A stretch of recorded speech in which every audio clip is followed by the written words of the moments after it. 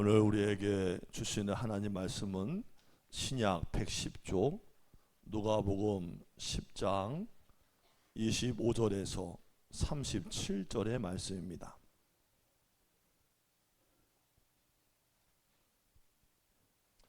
누가복음 10장 25절에서 37절 말씀 다 찾아오셨으면 아멘.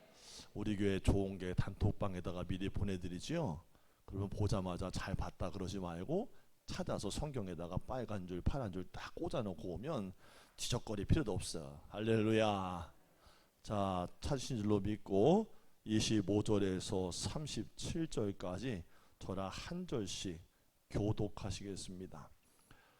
어떤 율법 교사가 일어나 예수를 시험하여 이르되 선생님, 내가 무엇을 하여야 영생을 얻으리까?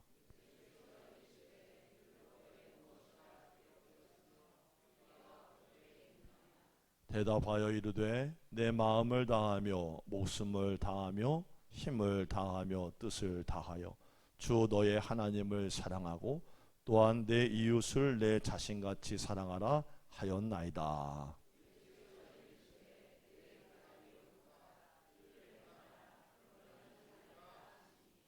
그 사람이 자기를 옳게 보이려고 예수께 여짜오되 그러면 내 이웃이 누구니까?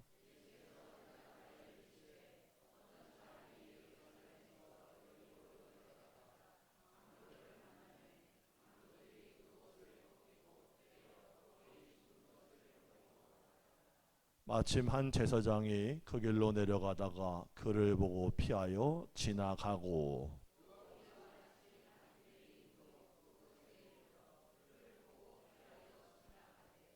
어떤 사마리아 사람은 여행하는 중 거기 이르러 그를 보고 불쌍히 여겨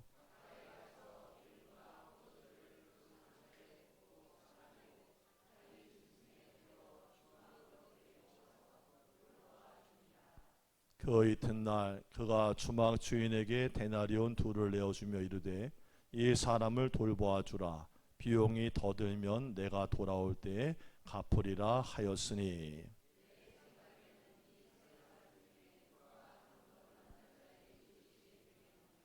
함께 읽습니다. 이르되 자비를 베푼 자니이다. 예수께서 이르시되 가서 너도 이와 같이 하라 하시니라. 아멘. 자, 말씀도 나눴고 광고도 드렸으니까 설교하겠습니다. 자, 전우자로 반갑게 인사합시다. 하나님이 우리와 함께 하십니다. 아멘, 아멘, 아멘.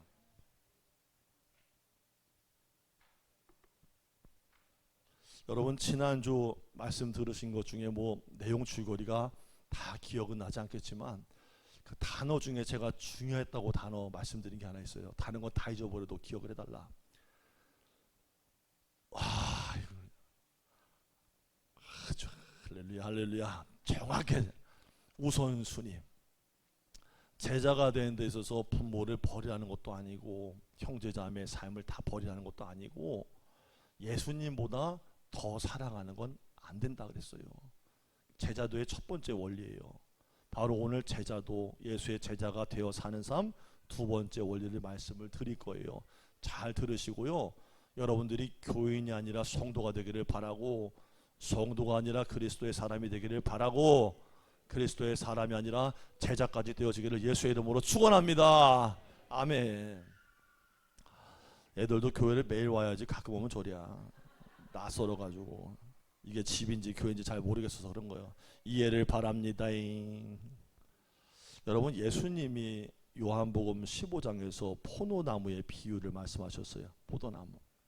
첫 서두에 예수님이 하나님을 농부로 그리고 자신을 참 포도나무로 비유해서 이르시기를 마치 나무에 가지가 붙어 있어서 열매를 맺는 것처럼 당연히 붙어 있음으로 열매를 맺어야 할 터인데 물은 열매를 맺지 아니하는 가지는 쓸모가 없기 때문에 농부 되시는 하나님께서 그것을 제하여 버리시고 물은 열매를 맺는 가지는 더 많이 맺게 하려 하여 그것을 깨끗하게 손절하여 주시느니라 라고 말씀하셨다는 거예요.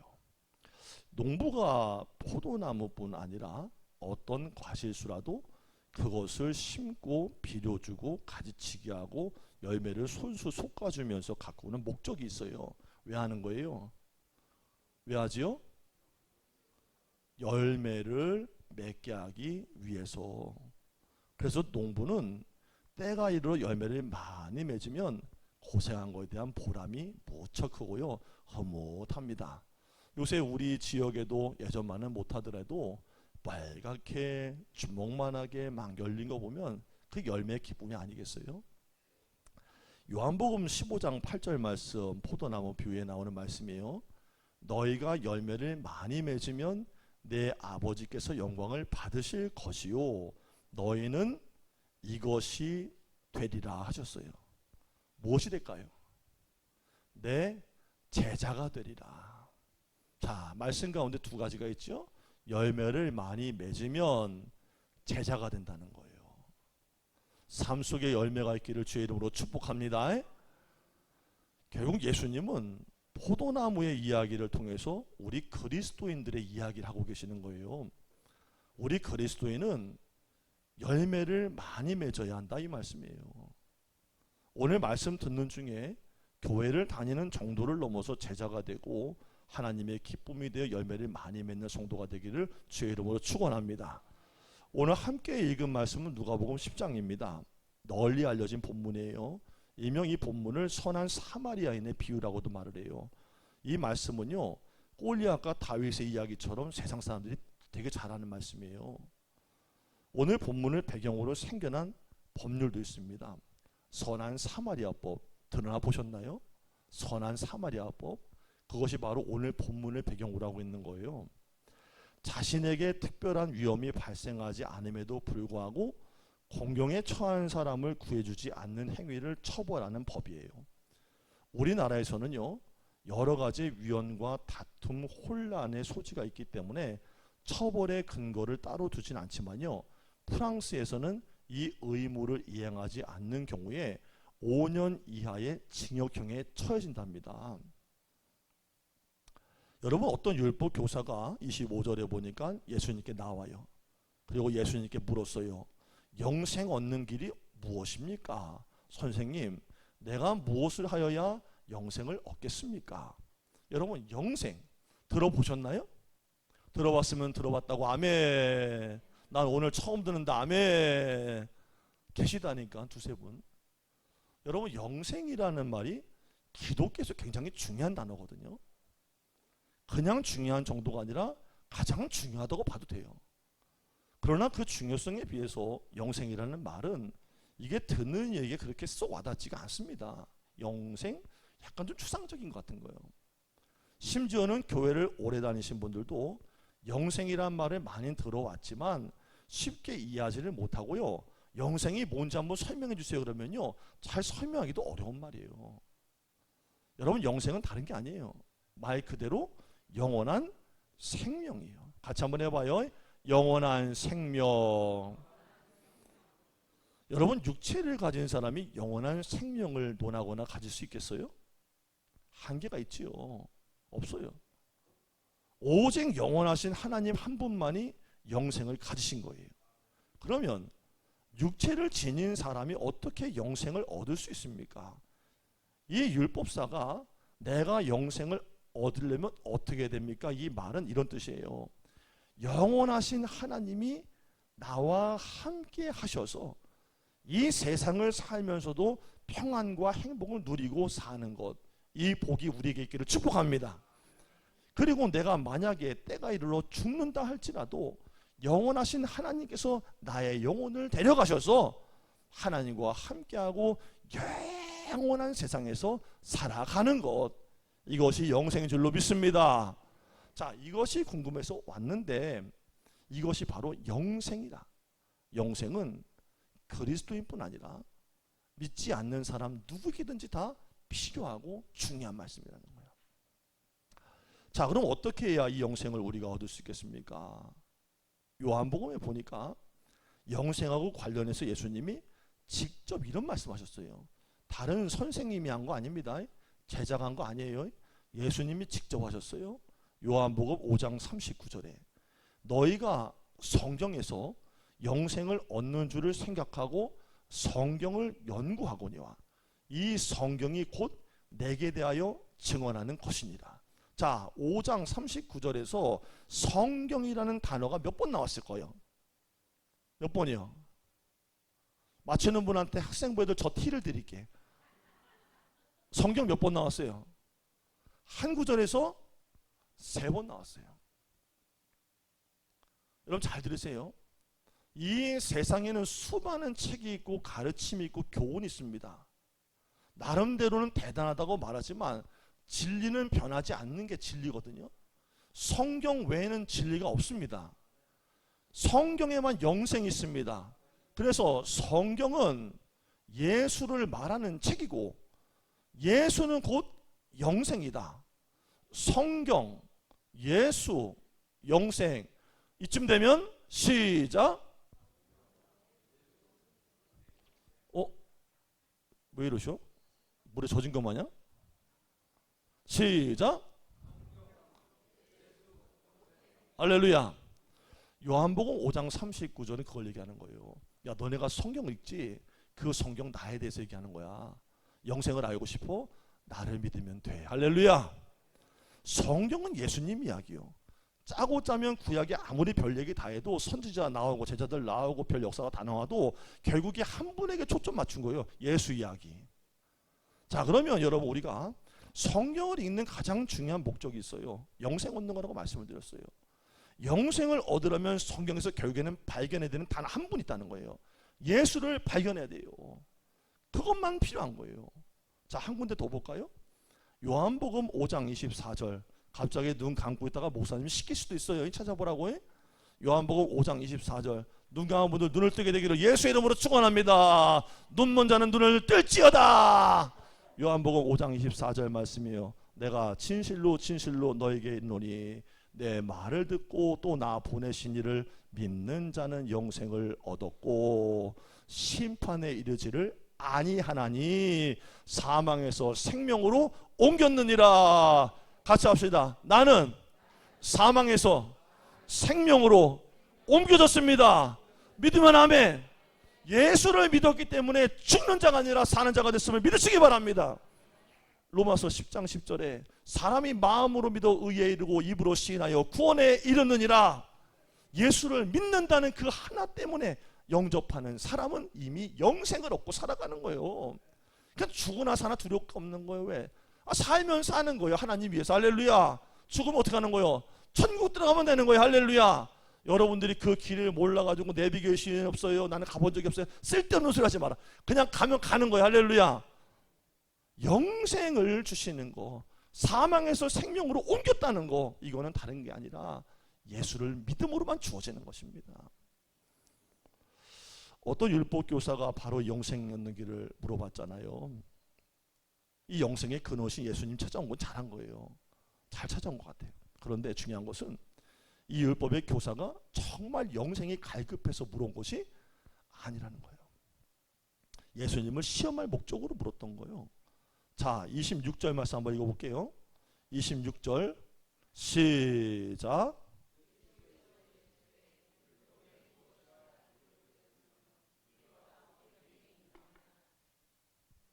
이에 율법교사가 대답을 합니다. 27절 시작.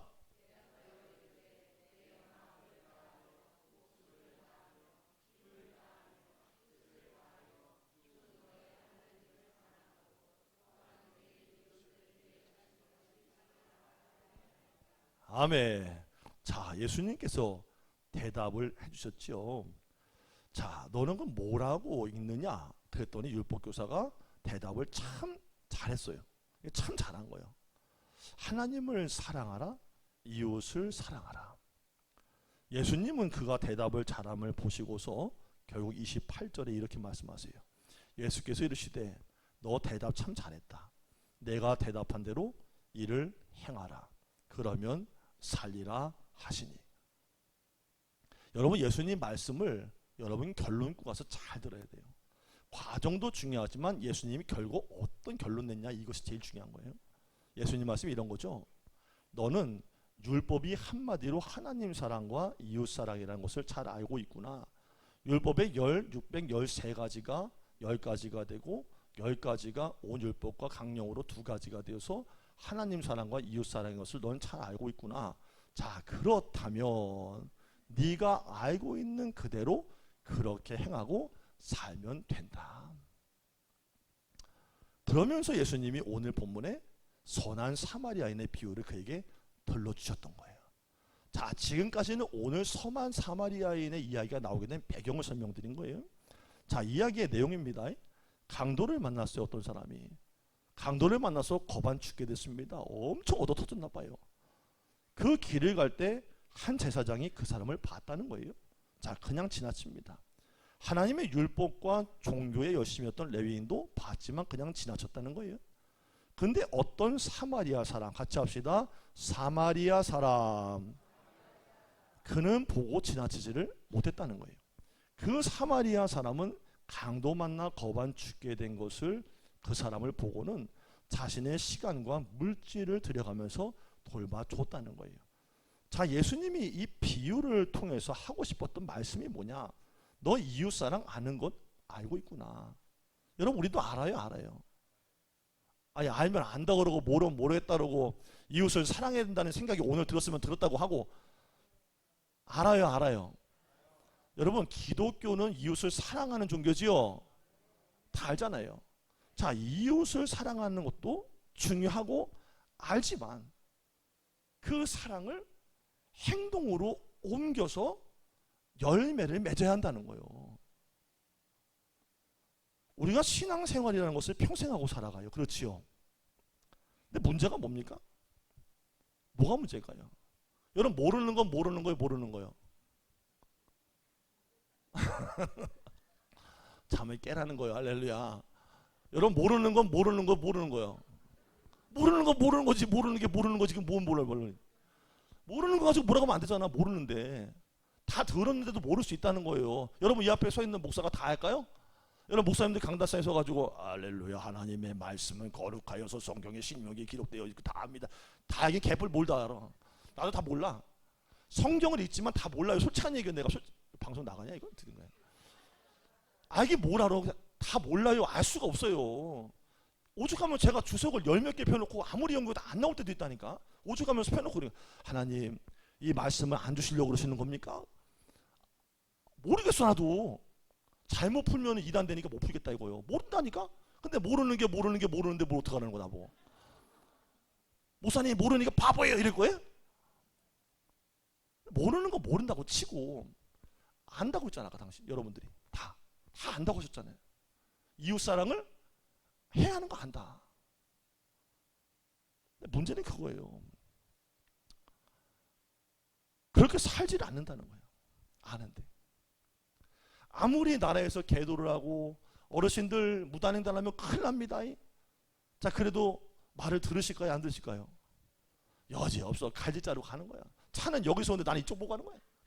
칠레면 쳐라. 보험 들어놓은 것도 한두 개도 아니고 뭐 차가 가다가 서야 돼. 막 차는 일로 오는데 왜 이쪽을 보냐니까네. 무단횡단 하면 안 되는 거 알잖아요. 근데 하잖아요. 길거리 지나가다 호미진데 보면 남자분들 어떻게 해요? 거기서 춤을 추고 그러는 거예요. 왜? 그거 하면 안 되는 거 알잖아. 하면 안 되는 거 알잖아요. 그거 굳이 가르쳐줘야 돼요? 선생님, 전봇대는 오줌 싸는 데가 아닙니다. 전기가 흐르게 만든 곳이고요. 여긴 공공기관입니다. 이렇게 됩니까? 아니도 알잖아요. 여지없어. 가다 오면 꼭 춤춰.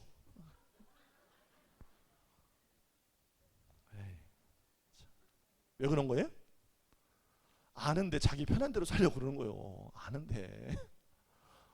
사실 우리 인생에 사는데 가장 기초적으로 필요한 건요, 여러분, 유치원하고 초등학교 때 다 배웠어요. 우리는 유치원하고 초등학교만 나오면 되는 거예요, 사실. 근데 그렇게 살지 않기 때문에 그런 거예요. 마찬가지로요, 신앙의 지식은 어느 정도 있는데 그렇게 살지를 않는 게 문제인 거예요. 여러분, 예수님은요 하나님이세요. 예수님 말씀 잘 들으세요. 너희에게 왜 이 말을 하는 줄 아냐 계속 하시는 건요, 안다는 건 아세요. 근데 아는데 멈추면은 안 된다는 거예요. 신앙의 지식이 충만한데 그게 진짜 문제가 뭐냐면은 그것을 그렇게 하고 살지를 않는다는 거예요. 이게 어디 나와요? 야고보서 2장 19절 20절에 야고보 사도가 이런 경고를 하고 있어요. 내가 하나님이 한 분인 줄을 믿느냐? 잘하는도다. 귀신들도 믿고 떠느니라. 아하, 허탄한 사람아, 행함이 없는 믿음이 헛것인 줄 알고자 하느냐. 하나님이 한 분인 것을 우리만 아는 게 아니라 귀신들도 잘한대요. 그러면서 야고보 사도는 행함이 없는 믿음은 헛것이다 경고하고 있는 거예요. 그러므로 신앙의 지식과 삶은 수레의 두 바퀴와 같은 거예요. 여러분, 수레에 두 바퀴가 있는데 굴러가다가 어느 한쪽이 찌그러졌다든지 바퀴가 빠져버리면 그거 어떻게 될까요? 어디 부딪혀 큰 사고 나겠죠. 신앙이나 삶도요, 이 둘 중에 하나가 균형을 잃어버리면은 깨져버린다는 거예요. 헛된 일이 되고 만다는 거예요. 앞으로 나가지 못한다는 거예요. 마찬가지예요. 행함이 없는 신앙의 지식은 계속 공허하고요, 신앙의 지식이 없는 행함은 자기의 만족으로 끝나는 거예요. 그래서 예수님은 비유 끝에 그 율법 교사에게 이렇게 말씀하십니다. 이것이 오늘 예수님의 비유의 결론이에요. 37절이에요. 37절 시작. 아니 이렇게 하면 다시 시작.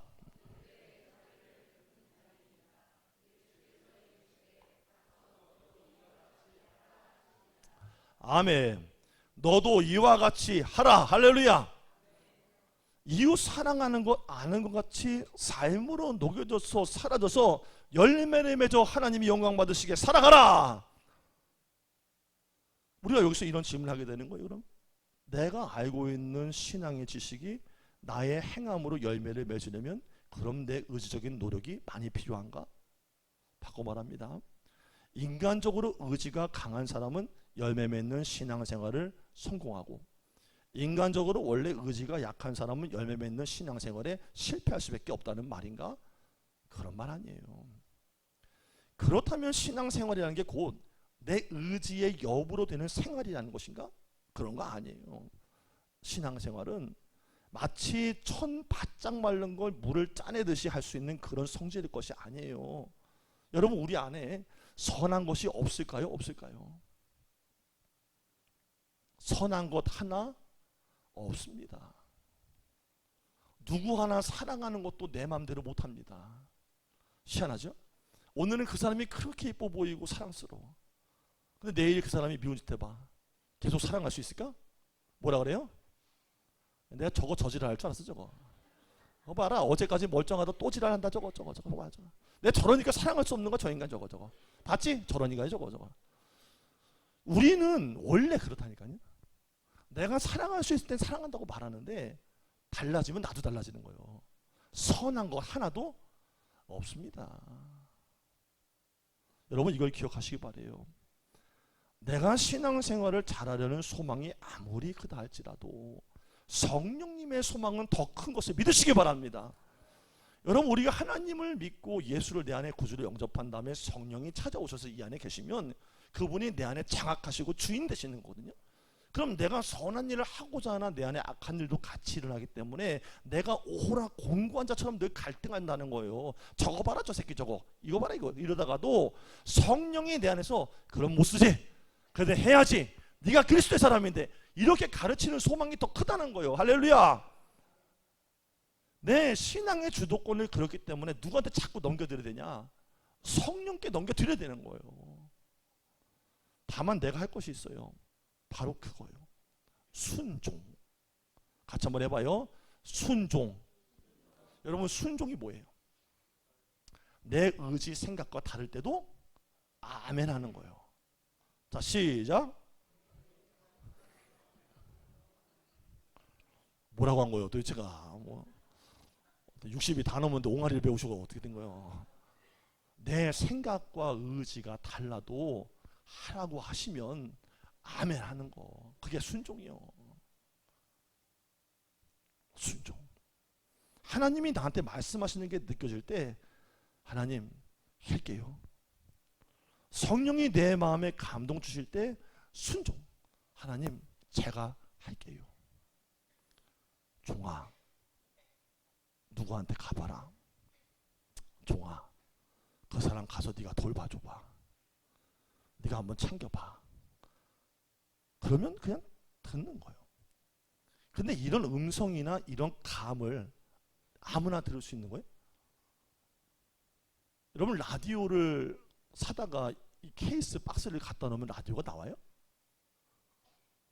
그 안테나 세우고 뭘 맞춘다 그러잖아요. 뭘 맞추는 거예요? 누가 또 눈을 맞춘대야. 정신을 차리고 있으라는 거. 할렐루야. 라디오하고 무슨 눈을 맞춰. 뭘 맞춘다고 하잖아. 그 주 뭐라고 하는데.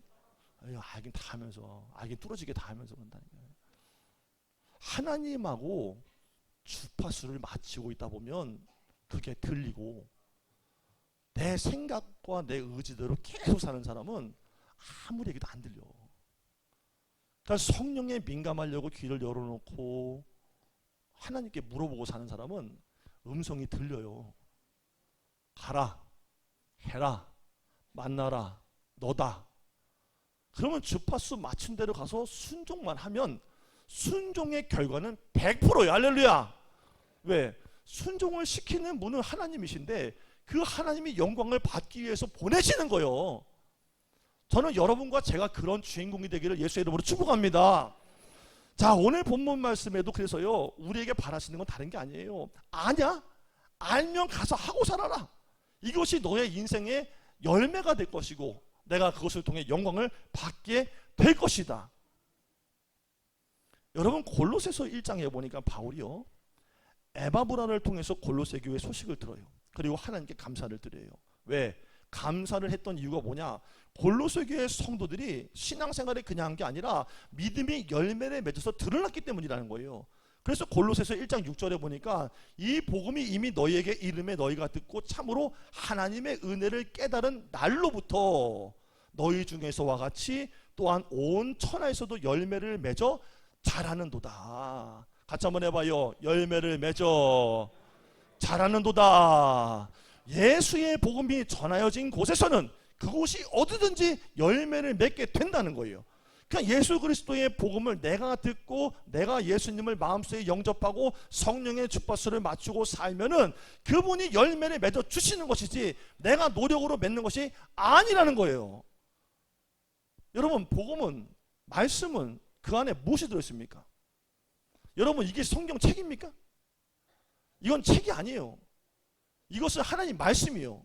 하나님 말씀은 생명이요. 할렐루야. 여러분 씨앗이 있는 건 어디다 던져놔도 자랍니다. 맞아요, 맞아요.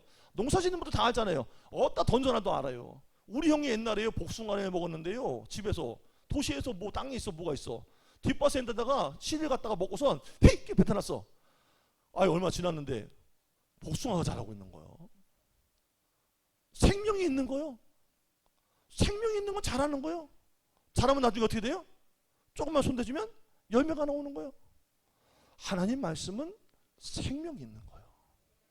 그래서 골로새 교인들이 자기들의 신앙을 관리하며 믿음으로 살려고 애를 썼더니 복음으로 행하고 살았더니 멀리까지 열매가 드러나게 되었다는 거예요. 여러분 골로새서 1장 14절 말씀이에요. 그 아들 안에서 우리가 속량곧 죄사함을 받았느니라.